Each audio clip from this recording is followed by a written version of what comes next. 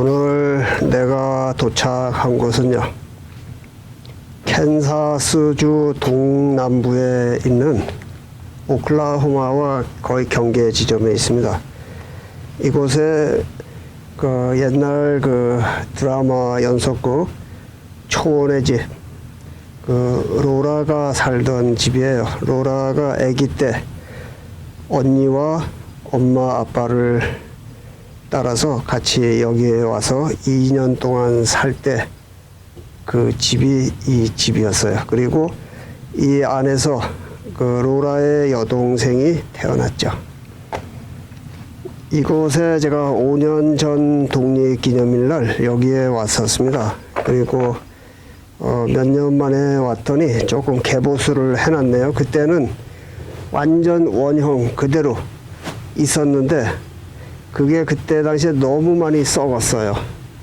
그래서 겨우겨우 그냥 서 있는 정도로 그렇게 되어 있었는데 나무는 같은 나무 종류로 전부 리빌드를 한 거예요. 이게 이제 흙도 옛날에 통나무는 이렇게 하거든요. 나무와 나무 사이에는 흙으로 이렇게 두껍게 해서 그 보온을 하는 그러한 것이고, 나머지는 원형 그대로 있는 것입니다. 그리고 터 자체도 여기에 그대로 있었어요.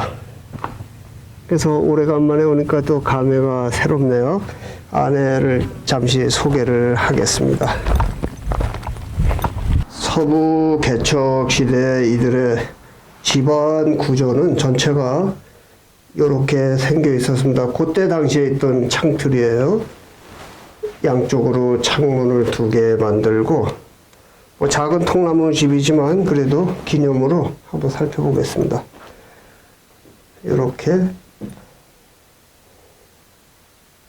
이렇게 하면 360도가 되는데요. 이곳에는 서부 시대 때 그리고 2차 대전 그 무렵까지 사용하던 그 빨래통, 뭐 이것저것 이제 다양하게 사용하는, 한국에도 이거 있었습니다. 양치얼로다가 그 난로 연기통도 만들고 이런 다라 만들고 뭐 마켓 만들고 하던 그러한 때가 60년대 후반 70년대 초에도 있었어요. 그리고 이것도 있었습니다. 한국에 옛날에 그 곡식 같은 거, 이런 한국의 그 키 같은 그러한 것들도 있었고, 이것은 로라레가 사용했던 것이 아니고 그 시절의 서부 시대 때 사람들의 생활 도구를 여기에 갖다 놓은 거예요. 그리고 이곳에 보이는 것은 레시.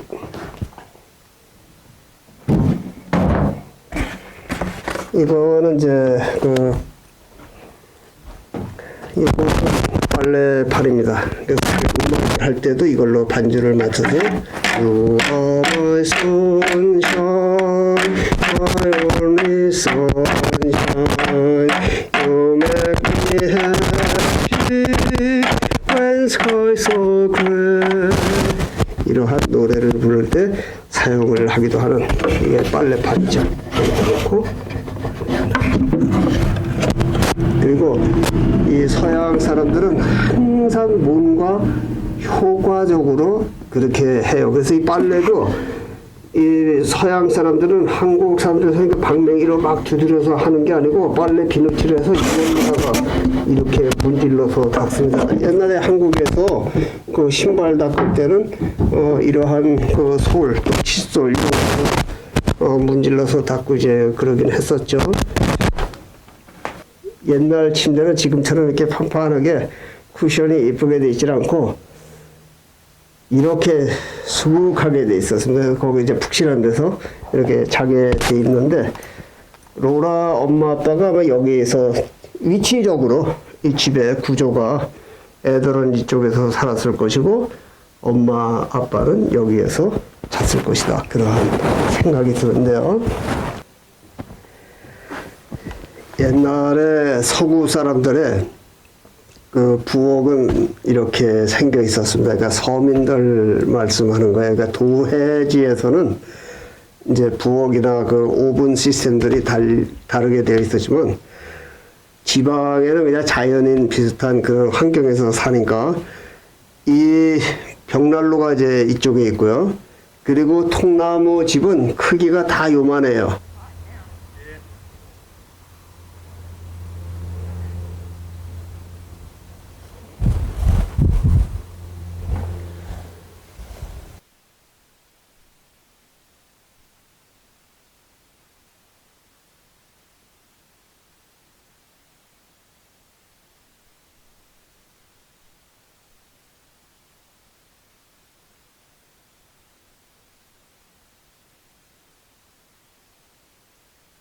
집에 옛날 그 농장주가 사용하던 농기구예요. 요것은 구조를 보니까 씨를 뿌리는 기계입니다. 여기에 그 옥수수, 밀 이러한 씨를 넣고 여기에 흘려서 구조는 같습니다. 그 씨 파는 기계로 야하고 잘 만들었네. 쟁기 같은 칼날이 지나가면서 씨를 뿌리고 그 다음에 요 바퀴가 이렇게 안쪽으로 돼 있어요. 그러니까 요 바퀴가 뒤따라 지나가면서 그걸 또 덮어버리는 구조로 돼 있네. 하여튼 이분들의 그 개척자들의 이 마인드는 지금에 봐서 상당히 놀랐습니다. 이게 서부시대 때 쓰던 그러한 농기구예요. 그리고 여기에 이제 경운기 의자 같은 여기에 타고 말을 채찍질을 하면서 쟁기질도 하고 요걸로 씨를 뿌리는 그러한, 이거 지금도 쓸 수가 있죠. 이 앞에 기계만 달면 얼마든지 사용할 수 있는 아주 훌륭한 발명품이 되는 거죠. 여기에 있는 것은 운물입니다. 근데 옛날 운물은요, 이 서양 사람들은 주로 이렇게 도르래를 이용을 해서 했고, 한국은 옛날에 운물이 거의 손으로 이렇게 잡아 올리고 도르래로 한 것도 있었어요, 저 어릴 때. 그래서 여기에 이제 핸들이 있고 이것을 밧줄이 묶여 있는데 이것을 돌려서 물을 푸고 두레박을 내리는 그러한 구조로 되어 있습니다. 여기에 그 안내판이 있어서 이것을 대략 읽어봤더니 로라 잉겔스가 그 소설에 쓴 내용 같습니다. 자기가 세상을 살면서 이곳 어릴 때 살던 그 마당에 있는 이곳에서 먹는 그 물맛은 그 이후에는 없었다 하는 그러한 내용이 있어요. 그래서 여기에 로라가 1867년에 태어나서 2살 때 여기에 도착을 하고 4살 때 여기를 떠났는데 그 어린 시절의 그 생각이 그렇게 강렬하게 드는 거죠. 저도 그렇습니다. 그래서 이것은 오리지널 그 운물이고 이 앞에 있는 건물을 잠시 소개를 하겠습니다.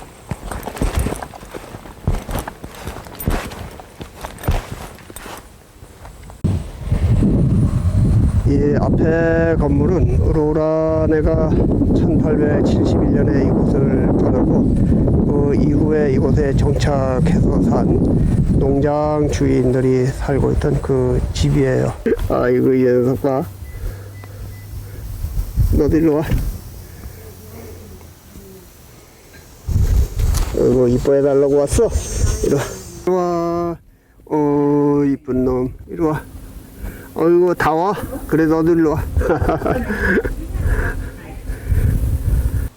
뭐 시간은 조금 걸려도 다 소개할 것은 하고 넘어가도록 하겠습니다. 이곳은 로라 그 가족이 이곳을 1871년도에 떠나면서 그 이후에 이곳에 와서 그 거주한 농장주가 경영하던 그의 농장이에요. 그리고 이 하얀 집은 그 농장주가 지어서 살던 그러한 집인데 로라 잉겔스의 저 통나무 집은 어떻게 남아 있었냐 하면 저것은 이 집에서 그냥 헛간으로 쓰고 있었습니다. 그래서 서양 사람들의 특징, 헌 것도 잘 허물어 버리지 않아요. 그냥 어떻게든지 그걸 사용을 하고 아니면 부수기 전에 그냥 방치해서라도 놔둡니다. 그래서 저것이 남아있는 거예요. 그 역사적 고증을 뭐 들어서 저기다가 새로 진 그러한 것이 아니다 그 말이죠. 그 당시에 서부시대 때 미국의 농장들은 저렇게 되어 있었어요. 그러니까 안에 그 위층에는 풀더미를 쌓아두는 곳, 또 연장을 쌓아두는 곳, 뭐 등등, 그리고 이제 소도 그 안에서 키우기도 하고 한 그러한 곳인데, 미국의 서부시대 때 그 재래식 농장들, 지금도 상당히 많이 남아 있습니다. 그것이 그 벽면들이 저렇게 모두 빨간색으로 되어 있어요. 그래서 그 이유를 설명을 드리려고 합니다. 유럽 사람들이 이 건물에 특히 그 소를 기르고 양을 기르는 이 농장의 표면을 이렇게 붉게 칠하는 데는 그 유래가 있습니다. 옛날에 출애굽기 때 성경 말씀을 드리는 거예요. 구약에서 이스라엘 백성들이 그 이집트 땅에서 전부 도망쳐 나오고 이스라엘의 하나님이 이집트를 칠 때 그때에 내가 너희들을 알아볼 수 있도록 너희들이 양을 잡아먹고 그 남은 피를 문설주에 발라라. 그러한 내용이 있어요. 그럼 하나님의 사람들이 이집트 백성을 칠 때 문설주에 피가 발라 있는 그 집은 그냥 넘어가리라. 그렇게 되어 있단 말이에요. 그 무슨 얘기냐면 문설주에 그 양의 붉은 피를 발라 놓은 것은 이스라엘 백성이라고 하는 그 마크예요. 그래서 그 집은 건들지 않고 그 표시가 없는 이집트 백성들만 모조리 척살을 하겠다고 하는 그러한 뜻이 출애굽기에 있습니다. 그래서 그 이집트 백성들만 멸하겠다고 하는 그러한 뜻이 담겨 있는 것이고요.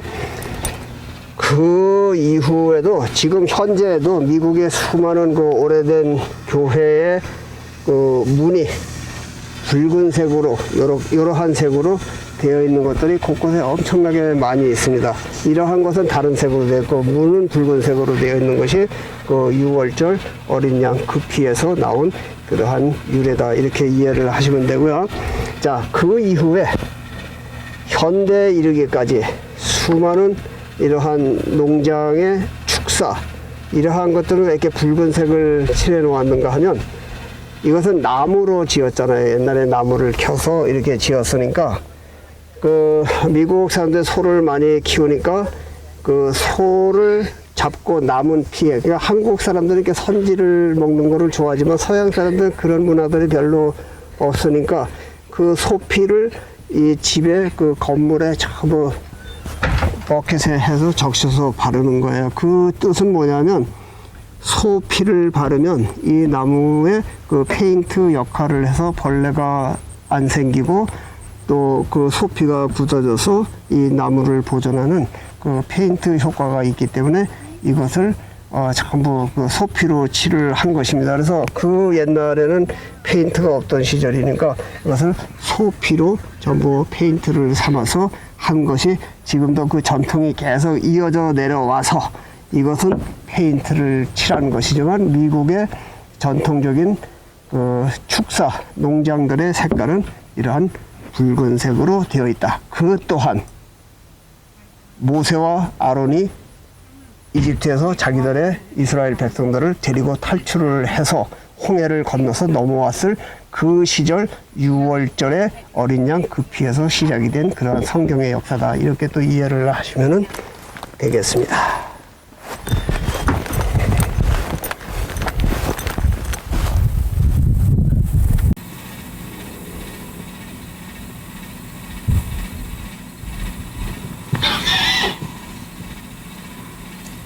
저 깡패야. 이 학교 건물은 1871년에서 1948년까지 현역으로 사용을 하던 건물이에요. 그래서 1848년 그 이후에 이곳에서 그리 멀지 않은 그곳에서 이리로 이 집을 통째로 옮겨서 초원의 집, 그 로라 잉게스의 통나무집 그 옆에 이렇게 보존을 하고 있는 것입니다. 이곳에 이 시절에 서부 시대 후기에 그 선생님들 교사의 월급이 여기에 나와 있어요. Her salary was $25 per month.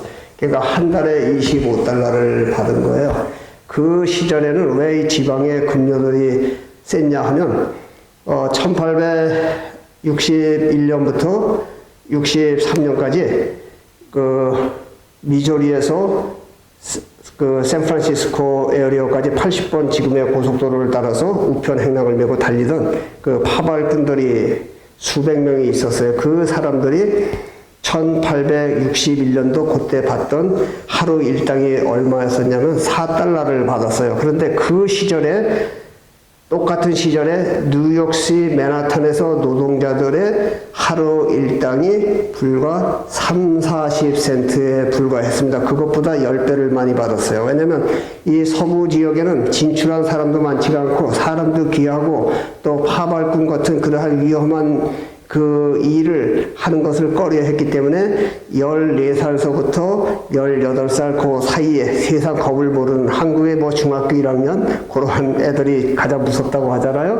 그래서 그러한 기질들이 있는 아이들로만 모집을 해서 그들이 장총과 권총을 휴대하고 말을 타고 하루에 120을 전속력으로 달려서 그 릴레이 하듯이 계속 다음 주자에게 넘겨주면서 서부까지 계속 오고 간 그러한 시절에 그 파벌꾼들이 그 청소년들이 받은 하루 급료가 4달러였었어요. 그러니까 뉴욕시에 비하면 10배를 많이 받은 것이고, 그때 그들이 받는 일당이면은요, 서부 시대로 다시 계산을 해서 넘어가면 텍사스 남부에서 생산되는 소 한 마리가 그때 캔사스 시리까지 가지고 오면 거기에서 굉장히 먼 거리를 카우보이들이 몰고 수백 마리, 수천 마리의 소떼를 몰고 캔사스 그 역전까지 거기 스타야드가 있습니다.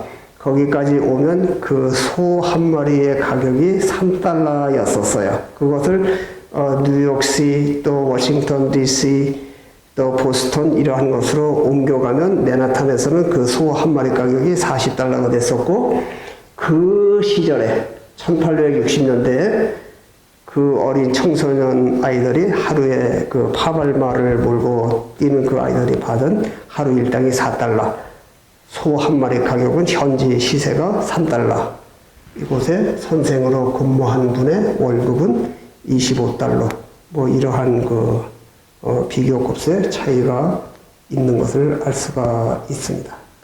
그렇죠? 잠시 밧줄을 넘어서 들어왔습니다. 여기 옛날에 서부시대 때 로라 잉겔스가 이 지역에 살던 그 시기 바로 직후에 여기에서 한 2, 3마일 떨어진 곳에 있던 그 써니사이드 학교예요. 그리고 그 당시는 공책이 귀하니까 그때는 그 서필로 그 돌판, 거기에 돌판들이 이렇게 깨지지 않게 겉에 나무 액자를 만들어서 거기에 돌판을 놓고 거기에 글을 쓰고 지우고 글을 쓰고 지우고 계산하고 한 그러한 것을 볼 수가 있습니다. 제가 다니다가 그 시절에 사용하던 실제 오리지널 그 석판을 들고 설명을 드리도록 하겠습니다. 서부 시대는 그냥 제가 누누이 말씀드리지만 1849년 그 이후에서 1920년대 거기까지는 다 서부 시대가 되는 거예요. 그래서 서부 시대 초기와 중기와 후기로 나뉘는데 서부 시대 그 초기에도 이 지방에 다니면 집들이 없어요. 그런데도 그 학생들이 공부를 한 그 교실들이 있습니다. 작은 교실, 뭐 학생들이 6명 뭐 이렇게 된 데도 있고 10명 된 데도 있는데 그 시절에는 그 거리가 너무 머니까 학생들이 선생님하고 같이 생활을 한 거예요. 그리고 한 반에 뭐 1학년도 있고 6학년도 있고 한 그러한 제도로 되어 있었는데 그 집에서 매일 출퇴근을 할 수가 없는 그러한 거리니까 선생님이 보호를 하고 학부모들은 뭐 주말에 데리고 간다든지 한 달에 한두 번 와서 아이들을 만나고 먹을 것을 갖다 주고 하는 아마 그러한 제도로 되어 있었고 음식은 학생들하고 있을 때 그 지역 주민 중에서 누가 또 선발이 되어서 아이들 밥을 해 먹을 수 있고 또 작게는 또 선생님이 음식을 해서 같이 나눠 먹을 수 있는 그러한 제도로 되어 있었다 이렇게 이해를 하시면 되겠습니다.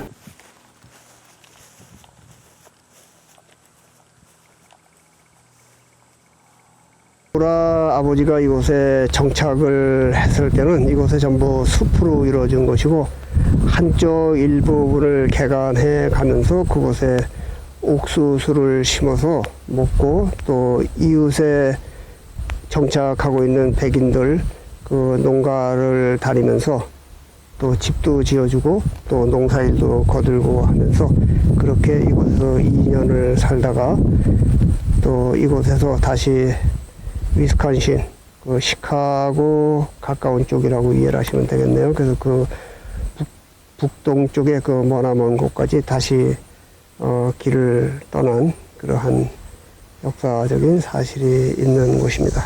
그러니까 그 전에 로라네가 여기 살 때는 이렇게 앞에가 뭐 좋은 이런 잔디로 되어 있는 것이 아니고 뭐 곳곳에 옥수수밭 막 등등 이런 거 이제 호미질 괭이질 해가면서 그렇게 개간해서 살던 그러한 곳으로 이해를 하시면 되겠습니다.